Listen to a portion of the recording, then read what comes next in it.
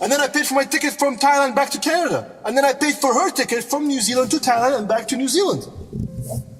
And then all the hotels. And I didn't just book any hotels, guys. I booked the like expensive hotels, resorts, you know what I mean? Yeah.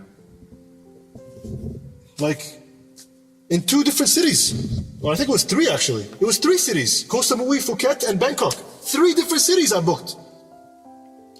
And she looks me in the eye and she tells me that she's not going and I'm not going either? She tells me I'm not going. She says, you're not gonna go. I was like, what do you mean? And all the tickets are non-refundable. I mean, I'm sorry, I don't want to pay $10,000 for each ticket. You know? Yeah. The audacity, she tells me that I can't go. I look at her, I'm like, what do you mean I can't go? She's like, you didn't get married, you can't go. I'm like, what do you mean? You know, she's like, I can't, like, I can't come with you. Like, we can't go. We're not married. Well, why does it matter? We already met in Vegas. What difference does it make? We weren't even engaged. What difference does it make if we go to Thailand? We'll clear things up, you know? We'll have talks, we'll rekindle the love, you know what I mean? Like anybody would say, okay, sure. No, she tells me.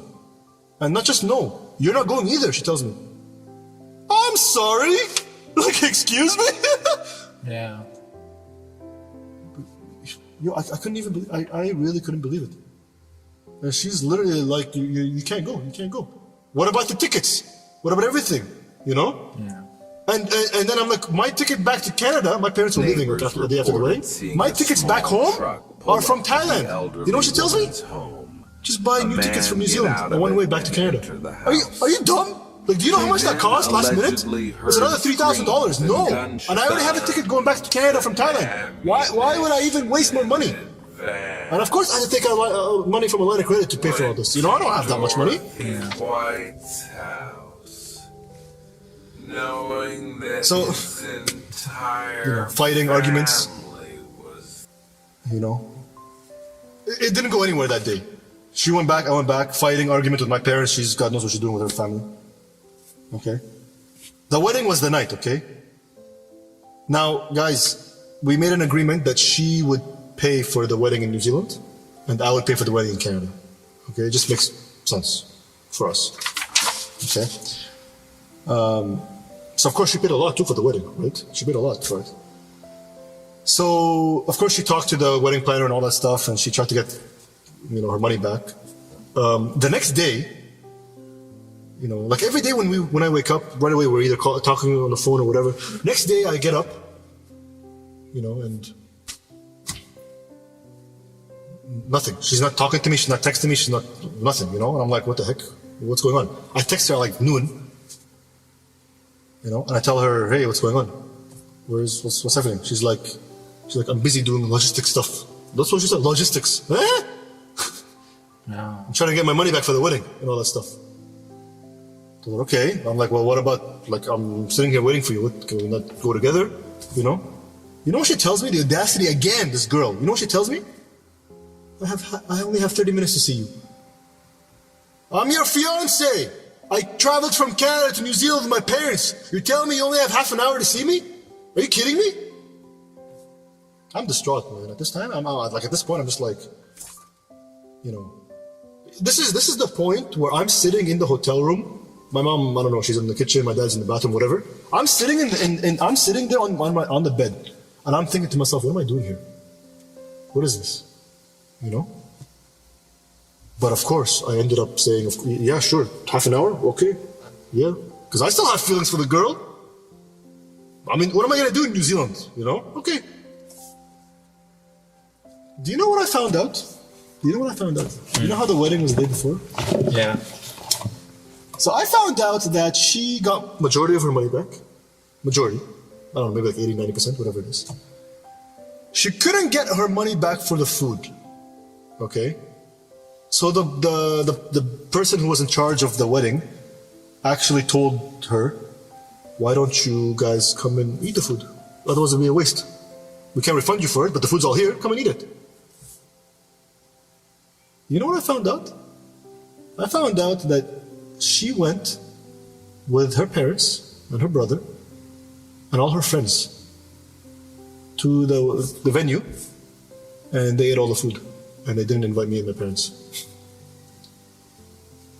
You know, Yeah. You know?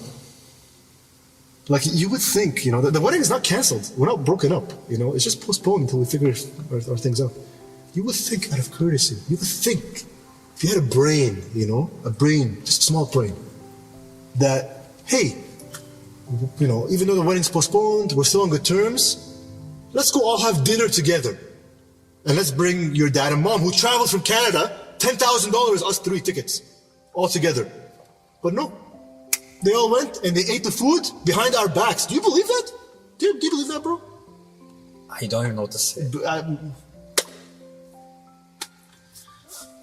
I was not happy with that, okay?